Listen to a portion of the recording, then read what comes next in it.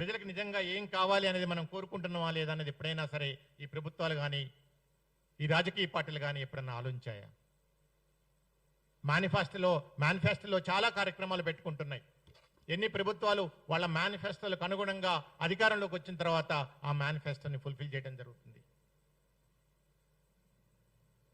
ఇప్పుడున్న ప్రజాప్రభుత్వమే తీసుకుంటే గత 2.5 సంవత్సరాల నుంచి మేనిఫెస్టోలో ఇచ్చిన కార్యక్రమాలన్నీ, వాళ్ళు ఇప్పటి వరకు అమలు చేసిన కార్యక్రమాలన్నీ కూడా మనం ఈరోజు సమీక్షించుకోవాల్సిన అవసరం ఉంది, ప్రజలకు తెలియజెప్పాల్సిన అవసరం ఉంది.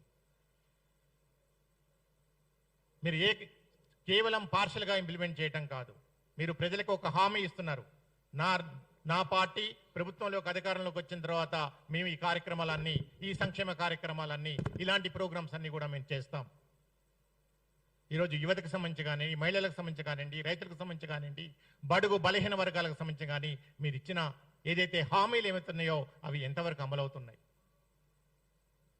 ఈ విషయాలన్నీ కూడా తెలంగాణ జనసేన రేపు ప్రజల్లోకి, ప్రజలతో పాటు ఎవరైతే నాయకులు, ఎవరైతే పార్టీలు, ఎవరైతే అధికారంలో ఉన్న ప్రభుత్వాలు ఉన్నాయో వాటిని తప్పకుండా మేము ప్రశ్నిస్తాం. అవి సక్రమంగా అమలయ్యే బాధ్యత ఈరోజు నాతో పాటు మా జన సైనికులు, తెలంగాణ రాష్ట్ర వ్యాప్తంగా ఉన్న జన సైనికులు అందరూ కూడా తీసుకుంటారు. అండ్ ముఖ్యంగా రాజకీయాల్లో ఒక నీతి, నిజాయితీ, నైతిక భద్రత ఇవన్నీ ఉండాలి.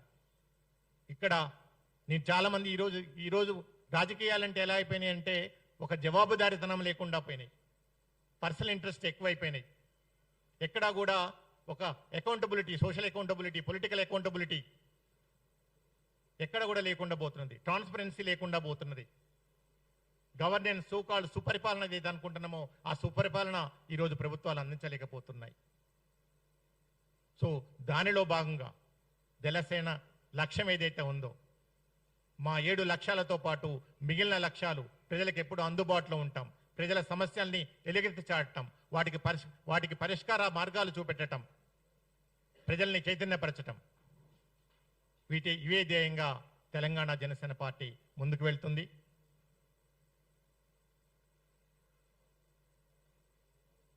అండ్ ముఖ్యంగా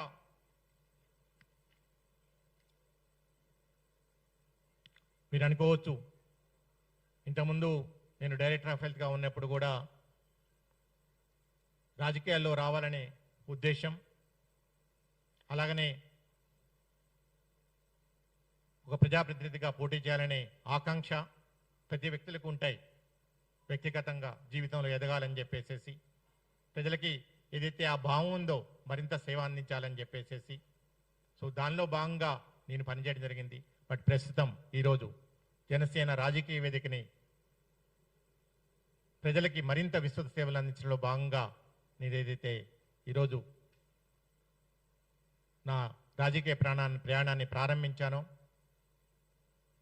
సో దాన్ని నేను ఒక ప్రజాప్రతినిధిగా కావాలనుకోవటానికో, ఒక ఎమ్మెల్యేగా ఎంపీగా ఉండాలనుకోవటానికో కాకుండా నాతో పాటు రాష్ట్రంలో ఉన్న యువత ముఖ్యంగా రాజకీయాల్లోకి రావాలి. యువత ముఖ్యంగా రానంత వరకు ఈ మార్పు సాధ్యం కాదు. ఏదైతే మనం కొట్లాడి పోరాడి ప్రాణాలు కోల్పోయి సాధించుకున్న తెలంగాణ ఏదైతుందో అది ఒక బంగారు తెలంగాణ కాకుండా ఒక సామాజిక తెలంగాణగా, సామాజిక తెలంగాణ అంటే అన్ని వర్గాల వారికి సమభాగ స్వామ్యం కల్పిస్తూ ఒక పటిష్టమైన తెలంగాణ, ఒక బలమైన తెలంగాణని, దృఢమైన తెలంగాణని మనం ఈరోజు నిర్మించుకోవాల్సిన అవసరం ఉంది. ఇప్పటికే 12 సంవత్సరాల అమూల్యమైన సమయాన్ని గడిచిపోయింది. ఇంకా రాబోయే రోజుల్లో ఏదైతే మా జనసేన సిద్ధాంతం సామాజిక తెలంగాణ, మా నాయకుడు గారిచ్చే, మా పవన్ కళ్యాణ్ గారిచ్చే ఒకే ఒక సందేశం తెలంగాణ ప్రజలకి, ఆయన ఉన్నారు, ఆయనతో పాటు ఈ జన సైనికులందరూ కూడా ఉన్నారు. ఆయనకి ఎలాంటి ప్రాంతీయ భావాలు కానీ, ఒకరి మీద ఎక్కువ ఒకరి మీద తక్కువ కాకుండా, ఎస్పెషల్లీ తెలంగాణ ప్రాంతం అంటే ఆయన గుండెల్లో పెట్టి చూసుకుంటారు. ఆయన చేసిన పనులు తెలుసు. ఎక్కడా కూడా ఏ విధంగా కూడా తెలంగాణకి ఎప్పుడు అవసరం వచ్చినా సరే, తెలంగాణకి ఎప్పుడు ఇబ్బందులు వచ్చినా సరే, తెలంగాణ బిడ్డలకి ఎప్పుడు అతని సహాయ సహకారాలు కావలసినా సరే ముందున్న వ్యక్తి శ్రీ పవన్ కళ్యాణ్ గారు, మా అధ్యక్షుడు జనసేన.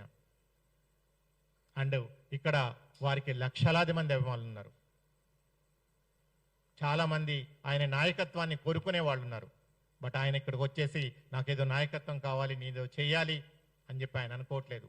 బట్ ఇక్కడ పుట్టిన బిడ్డలకి, ఇక్కడ పుట్టిన భూమిపుత్రులకి, ఇక్కడ పుట్టిన తెలంగాణ యువతకి, ఇక్కడ ఉన్న మహిళలకి సమాన రాజకీయ అవకాశాలు కావాలి, వాళ్ళకు కూడా భాగస్వామ్యం కావాలి.